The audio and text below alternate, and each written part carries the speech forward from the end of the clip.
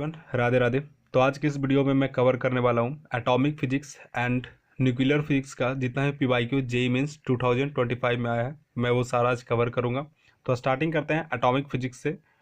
तो देखते हैं जो सबसे फर्स्ट बहुत ही बेसिक क्वेश्चन है, इसलिए सॉल्यूशन ऑलरेडी मैं लिख के ही लाया हूँ।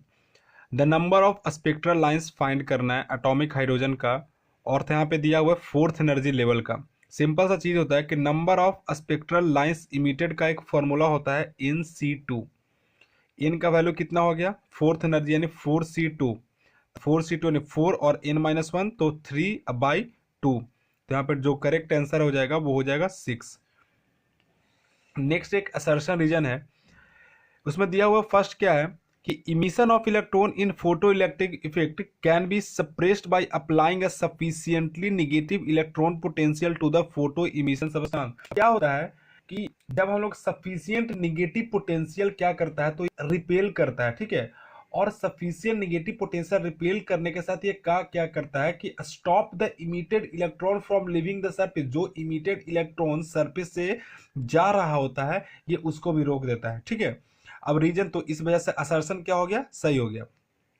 रीजन को देखेंगे, a negative electric potential which stop the emission of electron from the surface of photo emissive substance varies linearly with frequency of incident radiation. तो जो स्टॉपिंग पोटेंशियल होता है वो फ्रीक्वेंसी के साथ, जो इंसिडेंट लाइट का जो फ्रीक्वेंसी होता है बिल्कुल उसके साथ वो लिनियरली ही डिपेंडेंट रहता है। वी स्टॉपिंग का कुछ इस तरीके से जो ग्राफ बनता है h/e into mu minus phi/e, और जो h/e होता है यही यहाँ पे स्लोप को बताता है। जो स्लोप यहाँ पे क्या रहता है, लिनियरली डिपेंडेंट रहता है। तो असर्शन भी सही हो गया और रीजन भी सही हो गया, लेकिन असर्शन करेक्ट भी है, रीजन भी करेक्ट है, लेकिन रीजन जो है वो असर्शन का करेक्ट एक्सप्लेनेशन नहीं है। दोनों अलग अलग चीज हो गया, ठीक है। एक स्लोप बता रहा है, एक अपने निगेटिव पोटेंशियल के बारे में बता रहा है, तो ये दोनों अलग अलग हो गया, ठीक है, बट बोथ आर करेक्ट। अब नेक्स्ट क्वेश्चन हम लोग यहाँ पे देखेंगे, the frequency of revolution of electron in Bohr orbit varies with in the principal quantum number h। इसके लिए सिंपल कौन सा फॉर्मूला यूज करेंगे, गेस करो। अरे सिंपल सा, T² प्रोपोर्शनल टू n3, ठीक है। यहां से कैसे लिख सकते हैं, T² दोनों को 1 से डिवाइड देते हैं, यानी 1/t का स्क्वायर प्रोपोर्शनल टू 1/n का क्यूब। अब देखो 1 टाइम पीरियड क्या होता है, फ्रीक्वेंसी, तो f का स्क्वायर प्रोपोर्शनल टू 1/n का क्यूब, यानी option number D is the correct option, ठीक है। बहुत ही सिंपल सा चीज है। अब हम लोग नेक्स्ट क्वेश्चन की ओर देखेंगे कि arrange the following in ascending order of wavelength. Ascending order, ये 24 जनवरी शिफ्ट 2 में आया हुआ है। इसके लिए मैं चीज बताऊंगा कि जैसे डायग्राम बनता है, गामा रे हो गया, ठीक है, एक्स रे हो गया, यूवी रे हो गया, ठीक है, फिर तुम्हारा विजुअल रेज हो गया, फिर तुम्हारा IR रेज हो गया, फिर तुम्हारा माइक्रोवेव्स हो गया, फिर तुम्हारा रेडियो वेव्स हो गया।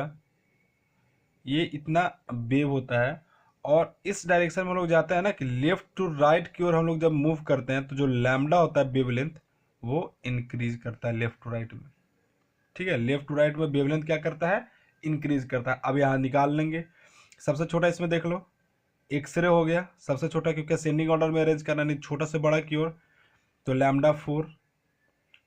उसके बाद फिर कौन सा हो जाएगा, λ4 के बाद देखो यहाँ पे, उसके बाद तुम्हारा यूवी रे आ गया यानी λ2। फिर कौन सा रे आ गया, इंफ्रारेड या माइक्रोवेव इंफ्रारेड रेज हो गया यानी λ1। और फिर कौन सा हो जाएगा, इंफ्रारेड, सॉरी इंफ्रारेड यहाँ पहले है, उसके बाद माइक्रोवेव है यानी λ3, और उसके बाद क्या हो जाएगा λ1। ये करेक्ट एक्सप्लेनेशन हो गया, सिंपल सा चीज़। यानी इसके लिए मेरे को ये वाला जो है वो अपने माइंड में रखना पड़ेगा, ठीक है। अब जो नेक्स्ट क्वेश्चन है, और एटॉमिक फिजिक्स का जो लास्ट क्वेश्चन है जो 2025 में आया है, वो ये है कि during the transition of electron from a state A to a state C of a Bohr atom the wavelength of emitted radiation is 2000 angstrom and it becomes 6000 angstrom when the electron jump from a state B to a state C. Then the wavelength of radiation emitted during the transition of electron from a state A to a state B. जैसे देखो, एक यहाँ पे ये state A हो गया, एक यहाँ पे स्टेट बी हो गया, और एक यहाँ पे स्टेट सी हो गया। जब स्टेट ए से स्टेट सी में जा रहे हैं ना तो 2000 एंगस्ट्रॉम का वेवलेंथ मिल रहा है, ठीक है। जब बी से सी में जा रहे हैं ना तो 6000 का एंगस्ट्रॉम का वेवलेंथ मिल रहा है। तो क्या हो जाएगा कि कैसे हम लोग निकालेंगे, अब क्या निकालना है कि ए से जब हम लोग बी जाएंगे तो कितना होगा। सिंपल सा चीज है कि 1/λ ए टू सी के लिए, तो क्या हो जाएगा कि 1/λ A to B plus 1/λ B to C. अब ए टू सी का तो दिया हुआ है कि 2000 यानी 1/2000 इक्वल टू 1/λ प्लस 1/बी से सी जाने के लिए 6000। अब 1/λ इक्वल टू 1/2000 माइनस 1/6000। अब 1/λ इक्वल टू 3 माइनस 1/6000। तो लैम्डा का वैल्यू कितना हो जाएगा, 3000 एंगस्ट्रॉम हो जाएगा, जो कि करेक्ट ऑप्शन कौन सा हो जाएगा, सी हो जाएगा। बस यही 5 क्वेश्चन जो है वो जेईई जनवरी 10 में आया था। तो अब नेक्स्ट हम लोग कौन सा देखेंगे, न्यूक्लियर फिजिक्स के बारे में। नेक्स्ट हम लोग जो देखेंगे वो कौन सा चैप्टर होगा, न्यूक्लियर फिजिक्स का होगा। अब इसमें जो फर्स्ट क्वेश्चन है न्यूक्लियर फिजिक्स में, मैं बता देना चाहता हूँ कि मात्र 3 क्वेश्चन ही आए हैं जेईई 2025 में। और फर्स्ट क्वेश्चन को हम लोग देखते हैं कि choose the correct nuclear process from the below option. ये 28 जनवरी शिफ्ट 1 में आया है। पी जो है प्रोटॉन को डिनोट कर रहा है, एन जो है वो न्यूट्रॉन को डोनेट कर रहा है, ई इलेक्ट्रॉन को डोनेट कर रहा है, ई प्लस पॉजिट्रॉन को डोनेट कर रहा है, म्यू की तरह जो बना न्यूट्रिनो को डोनेट कर रहा है, और म्यू के ऊपर जो बार लगा हुआ है वो तुम्हारा एंटी न्यूट्रिनो को रिप्रेजेंट कर रहा है। अब क्या होता है कि जो प्रोटॉन होता है वो कौन सा चार्ज होता है, पॉजिटिव चार्ज होता है। न्यूट्रॉन जो है वो कौन सा चार्ज होता है, न्यूट्रल चार्ज होता है। क्या होता है कि प्रोटॉन जो है एक पॉजिटिवली चार्ज होता है, बट जो न्यूट्रॉन होता है वो न्यूट्रली चार्ज होता है। तो इसको बैलेंस चार्जेज को जब हम लोग कन्वर्ट करते हैं न्यूट्रॉन से प्रोटॉन में, तो हम लोग को क्या चाहिए होता है, इलेक्ट्रॉन चाहिए होता है बैलेंस चार्ज के लिए, उसके अलोंग में, किसके अलोंग में, इलेक्ट्रॉन को अलोंग। और उसके बाद क्या करता है कि वो एंटी न्यूट्रिनो को क्या करता है, रिलीज करता है। तो इक्वेशन कैसे बनेगा कि इन न्यूट्रॉन को बनाने के लिए प्रोटॉन चाहिए पॉजिटिव चार्ज प्लस इलेक्ट्रॉन चाहिए। जब इलेक्ट्रॉन रहता है तो वहां पे क्या करता है कि एंटी न्यूट्रिनो को वो क्या करता है, रिलीज करता है। तो ये ग्राफ मतलब यहाँ पे जो डायग्राम है कुछ इस प्रकार बनेगा। तो जो करेक्ट आंसर होगा वो तुम्हारा करेक्ट आंसर डी हो जाएगा। मैं एक बार फिर से बोल देना चाहता हूँ कि प्रोटॉन जो है पॉजिटिवली चार्ज है, बट न्यूट्रॉन न्यूट्रली चार्ज होता है। Thus to balance charges while converting from neutron to proton we need electron to balance charges along with electron. और उसके बाद एंटी न्यूट्रिनो क्या होता है कि एंटी न्यूट्रिनो आल्सो रिलीज्ड। तो जब एंटी न्यूट्रिनो उसके साथ जब रिलीज करेगा तो इक्वेशन कुछ इस प्रकार बनेगा। नेक्स्ट हम लोग चलते हैं, क्या है नेक्स्ट, फिर से यहाँ पे एक असर्शन और रीजन ही दिया गया, ठीक है। अब इसमें क्या है कि the binding energy per nucleon is found to be practically independent of atomic number A for nuclei for mass number between 30 and 170। Reason है nuclear force is long range force. तो जो बाइंडिंग एनर्जी होता है ना वो nearly क्या होता है, कांस्टेंट होता है। नियरली क्या होता है, कांस्टेंट होता है। इन द रेंज कौन से रेंज में, 30 से 170 के बीच में। और जो न्यूक्लियर जो फोर्स होता है ना, न्यूक्लियर फोर्स ये तुम्हारा शॉर्ट रेंज फोर्स होता है। कौन सा फोर्स होता है, शॉर्ट रेंज फोर्स होता है। मतलब ए तो सही है लेकिन आर तुम्हारा क्या है, गलत हो गया, ठीक है। ये दूसरा क्वेश्चन हो गया। अब क्वेश्चन की ओर हम लोग चलेंगे।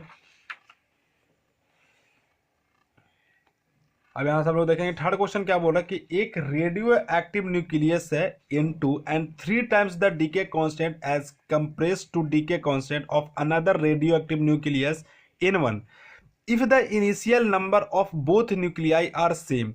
What is the ratio of nuclei of N2 to the number of nuclei of N1 after 1/2 life of N1।